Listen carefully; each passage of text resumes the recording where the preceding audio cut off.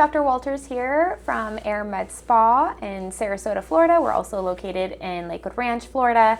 I'm a master injector. I've been specializing in aesthetic medicine for about 8 years now. I'm also a published author of Medical Spa Secrets to Lifting Your Confidence with neurotoxins, dermal fillers, and PDO threads. So today I wanted to come on and answer some of the most Googled questions that we're finding about the industry in our area specifically, primarily with women between the ages of 25 and 65. However, I treat everybody. I treat men, I treat women, I treat people who are more preventative focused, so preventative aesthetic medicine, maybe some baby Botox or skincare services, some lasers to prevent any pigmentation from getting worse. Or I do corrective services, like for our more mature clients that maybe have spent a little too much time out in the sun, or maybe just now looking into hopping on to the whole skin health trend. Anyway, I want to get started. So one question I liked is, what is a liquid facelift? A liquid facelift can mean a couple different things, but I'll tell you what it means to me. So it means any type of injectable, so neuromodulator, dermal filler, any biostimulators that are injected strategically in the skin to give a lifted appearance. Now, I like to say carefully, it gives you an appearance of a lift. It's not going to pull up and back like a facelift. A traditional facelift is when a surgeon goes and cuts and removes skin and literally just lifts the skin and pulls it up and back. When we're using injectables, we use a little bit more strategy. So yes, neurotoxins injected in certain areas of the muscles can create a lifted appearance, because if you're relaxing one area of the face, another overcompensates and starts to pull. So an example where we see this, let's say for the eyebrows, I would say that's the most popular area I lift. So by injecting in between the brows, around the eyes, this muscle, the frontalis, is going to overcompensate and will literally just pull and lift up to give you a little bit more arched of a look and a little more open of brows. Now, granted, if you have excess skin, sagging skin in that area, it's not going to completely take over and remove that skin or pull and lift the skin, but it will and it should help make your eyes look more open. You'll feel more awake, but that would be a liquid facelift. Now with dermal fillers, that's tricky. I feel like over the past few years, there's been a whole trend and of, I should say over the past few years, I've noticed a trend in aesthetic medicine kind of shift away from the big cheeks, the big lips, and just an overdone look. Today, women just want to look more natural. They want healthier looking skin. They want to glow. So I'm probably not doing as much filler as I used to, but I am using filler smarter. So when someone truly does have hollowing, like in the mid-face per se, that's typically where the first area we show signs of aging. The mid-face, we lose a little bit of cheek volume. The fat tends to drop and starts to create those nasty jowls on the lower face.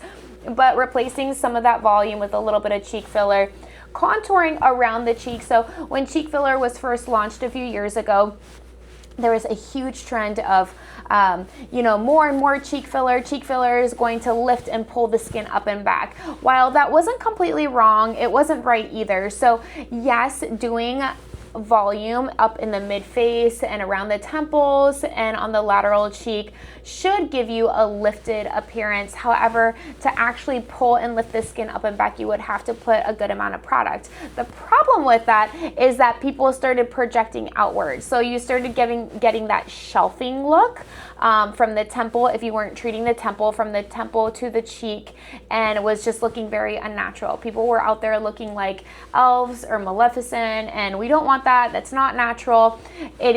I'm still a huge fan of cheek filler, but if you have great cheekbones to start off with, I would recommend just contouring and really just helping enhance your overall look. If you don't have volume loss, you're probably not a good candidate for filler. However, if you have if you don't have volume loss and you still want rejuvenation of your skin, that's where biostimulators come in. So the third part of the liquid facelift. So biostimulators is different than filler.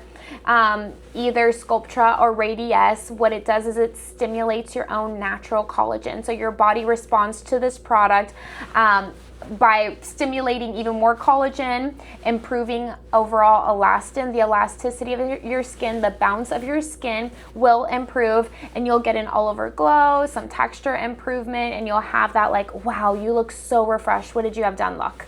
So typically when people are complimenting your skin, if you're wanting to, I don't know, impress your sexy coworker that you have a crush on, or if you want to look and feel better when you look at yourself in the mirror, then I would highly recommend biostimulators all day, all the way. Because what biostimulators does, so what biostimulators do is it, I'm sorry, I said that wrong. My grammar is so off today. What biostimulators does is that it helps to your overall quality of your skin. So, definitely skin quality. Okay, let me start over. If you're looking for that wow, you look so refreshed look, I highly recommend skin health services. So really treating the root cause of why your skin is aging and help replacing any kind of lost collagen, helping with texture changes, helping with hydration, exfoliation, brightening your skin. Typically when people are complimenting your skin, they're not complimenting, wow, that one wrinkle that you see above your lip with a 10x mirror, it's finally gone. You look so much better. Absolutely not. That is so crazy. When people are complimenting your skin, it's typically, wow, your skin is radiant, you're glowing, like you look like you slept 10 years. What did you have done? Like you give me your moisturizer. I mean, like, it's typically those kind of compliments, and what they're noticing is the full picture, not just that one wrinkle or one line. So that's why I really encourage my clients to come in for a consultation, because I know there's a lot of information out there on the internet. However, not everyone is an expert when it comes to aesthetic medicine. The trends come and go. Injection techniques, even products are always changing. I personally that's why I keep up with my yearly education. I go to all these conferences to stay up to date on the newest and greatest, best techniques, and also the safest techniques and procedures as well when it comes to this industry, because not only do I want everybody to look just fabulous and look and feel like a millionaire, feel like $1 million. Side note, that is why we called Air Med Spa Air Med Spa. So it's not Airy Med Spa. I like cringe when people say that. It's Air Med Spa, short for millionaire, because we want people to look and feel like a millionaire. You know that saying, like, look and feel like $1 million? Well, that's kind of what we were going off of. Anyway, it's luxury. We want to treat ourselves. We want to look the best. We want to look like the best version of ourselves today, and we want the best and we want the ultimate confidence. Okay, let me get my pointer here.